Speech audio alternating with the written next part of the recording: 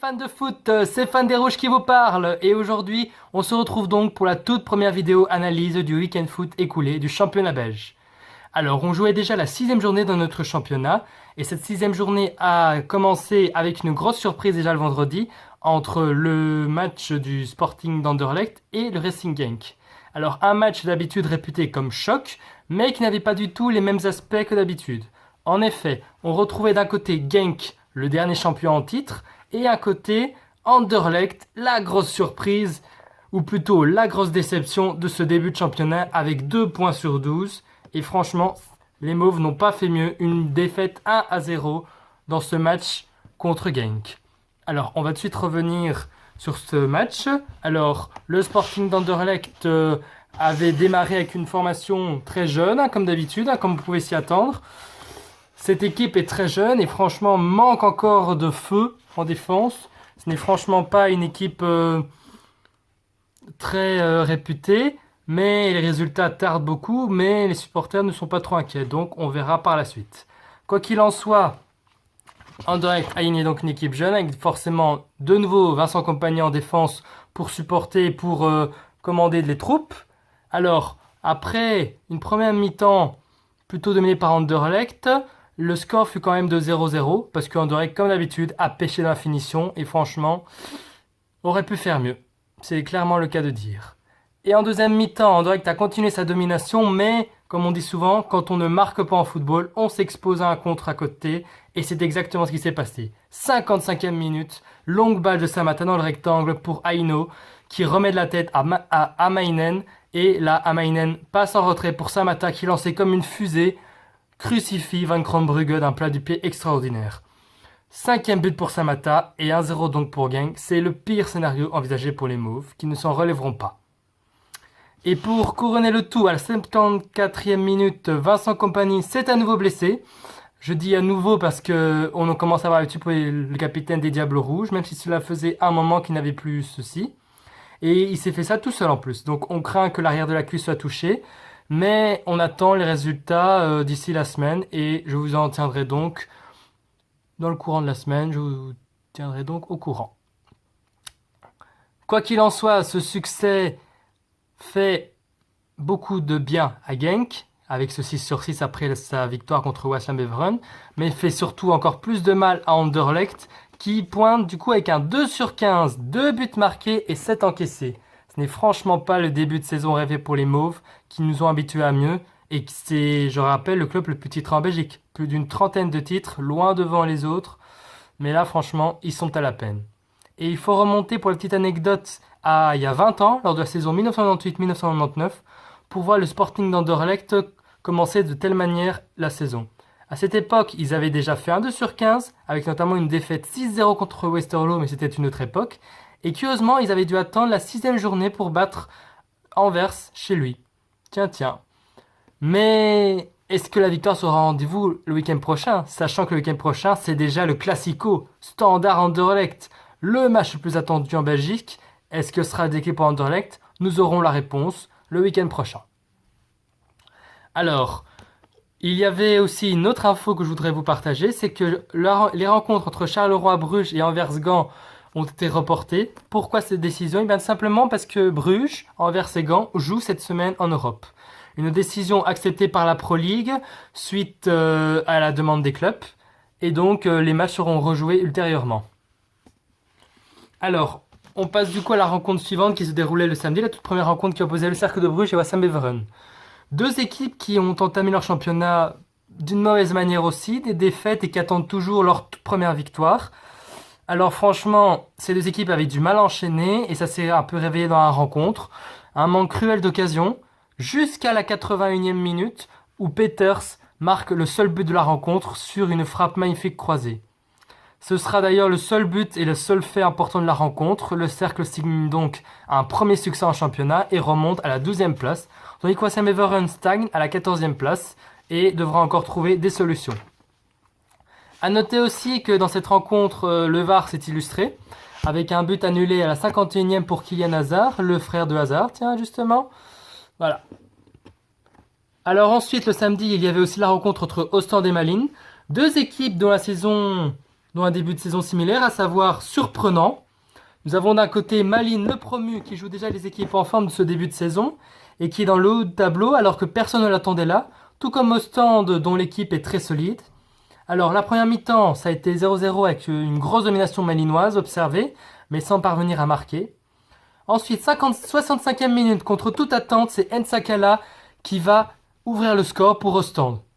Un ballon mal dégagé par la défense malinoise est repris magnifiquement bien enroulé de sa part et ça fait donc 1-0 pour Ostende. Les Malinois ne se laissent pas démoraliser et égalisent à la 69e minute déjà sur un coup franc par William Tolly qui dévie la tête et donc c'est le 3e but pour ce joueur et Malines égalise à 1 partout. Et c'est fini? Non, puisque à la 78e minute, Ostende va reprendre l'avantage et définitivement avec Van Dendrich qui adresse une magnifique reprise sur un centre superbe aussi dans le rectangle. 2-1 pour Ostende et Malines ne s'en relèvera pas. Une victoire qui permet donc aux côtiers d'intégrer le top 6 provisoirement et après un 0 sur 6 notamment, donc ça les relance complètement. Malines quant à lui reste aussi dans la colonne dans la colonne du haut malgré cette défaite et pointe à la 2e place en attendant le résultat du standard. Ensuite, la rencontre entre Saint-Tron et Zulte Waregem aussi le samedi. 2 équipes au début de saison moyen, pouvant se relancer encore plus en cas de victoire. Saint-Tron, à noter aussi que Saint-Tron c'est 0 défaite sur son synthétique. Le standard en a fait les frais, défaite 2-1 il y a 2 week-ends. C'est un lieu où il est difficile d'aller gagner pour les équipes. Franchement, ça tient bien cette saison et jouer sur du synthétique pour les équipes apparemment pose problème. Alors qu'on pouvait s'attendre à du spectacle entre ces équipes, ce ne sera pas le cas. 1-0-0 au final dans un match plutôt pauvre en occasion, malgré une barre en fin de match pour Zulte, mais ça n'aurait franchement pas été mérité. Ça aurait été même le hold-up parfait s'ils avaient marqué. Mais avec ça, si, les 2 équipes stagnent. Saint-Tron est 11e, tandis que Zulte passe 10e avec ce petit point pris. On poursuit cette analyse avec le match qui se déroulait en début de soirée entre le Standard et Courtrai. L'enjeu pour les Liégeois, la première place du classement. Alors d'un côté, l'équipe du Standard très en forme durant cette saison, auteur d'un 9 sur 12, 3 victoires pour seulement une défaite. C'est un très bon début de saison pour les Rouges. Et à côté, nous avons aussi Courtrai, surprenant 7e, qui a battu notamment 4-2 Anderlecht le week-end dernier et qui se déplaçait donc en bord de Meuse avec une certaine motivation. Le match démarrait sur les chapeaux de roue avec d'office et de suite une domination liégeoise et un pressing très haut. Et à la 2e minute, retenez bien cette minute-là parce qu'elle a son importance. Maxime Lestienne, l'un des pions importants cette saison et l'un des hommes en forme selon moi, s'écroule dans le rectangle. Penalty? Non. Simulation pour l'arbitre et carton jaune pour le joueur. Le Standard va poursuivre sa domination et à la 10e minute, sur un corner bien rabattu, Maxime Lestienne est à la réception pour pousser le ballon au fond et pense-t-il ouvrir le score? Pense-t-il? Parce que les joueurs de Courtrai hurlent au scandale et la VAR appelle M. Verbist à aller consulter ce qu'il va faire et les images vont parler d'elles-mêmes. Maxime Lestienne a dévié le ballon de la main dans le but. But annulé donc et surtout, et c'est pour ça que j'avais demandé de retenir à la 2e minute comme fait important du match, 2e carton jaune pour Maxime Lestienne. Et oui, le Standard est réduit à 10 durant plus de 85 minutes. Coup dur pour les Liégeois parce qu'ils vont continuer à dominer, mais à la 39e minute, c'est la douche froide dans le stade de Sclessin. Courtrai, sur sa première occasion, ouvre le score et profite d'une grosse erreur de marquage. Et donc, à la mi-temps, c'est 0-1 pour Courtrai, à la surprise générale, comme je viens de vous le dire. Au retour des vestiaires, Michel Prudhomme décide de lancer son joker Carcella, l'homme pas décisif, comme on l'appelle ici en Belgique, et il va de suite se mettre en évidence. Le Standard va faire le pressing du but courtraisien, mais les occasions vont pleuvoir, mais le gardien de Courtrai va se montrer décisif et solide. En face, Courtrai aura même plusieurs balles de break, mais Dutoit sauvera les meubles à chaque fois. Alors qu'on pense se diriger tout doucement vers une victoire courtraisienne surprise, 81e minute, Leifis surgit sur corner pour pousser le ballon au fond et égaliser pour les Liégeois. Un partout, alors qu'on pense qu'on va en rester là? Non, il était écrit que le Standard voulait cette victoire et voulait surtout la tête du classement. 89e minute, Carcella, le joker, offre une magnifique passe décisive à Amala qui seul en 1 contre 1 marque d'une superbe pichenette et offre la victoire aux Rouges. 2-1 donc c'est le score final et le Standard prend donc temporairement la première place du classement en attendant les matchs de Bruges, de Gand et de Anvers. La 6e journée se termine donc sur un constat. Le Standard est leader tandis que Anderlecht continue sa descente aux enfers. On note que Malines, le premier, est toujours dans la bonne optique du classement. On note l'arrivée aussi de Ostend dans le top 6. Et surtout, on note certaines équipes qui n'ont toujours pas pris de but. Non, pas de but, plutôt de victoire. On pense notamment à Wassam Beveren. Mais l'info du jour, c'est surtout cette nouvelle défaite d'Anderlecht. C'est vraiment un truc qui me surprend, parce que la roue tourne complètement.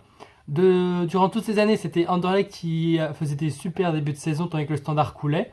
Et bien là, on dirait que la roue a tourné, puisque ce sont les Liégeois qui sont très en forme, tandis que Anderlecht met beaucoup de temps à s'habituer. On ne connaît pas non plus encore combien de temps sera indisponible Vincent Kompany. C'est un petit coup dur pour les Mauves, mais ils devront s'en relever. Voilà.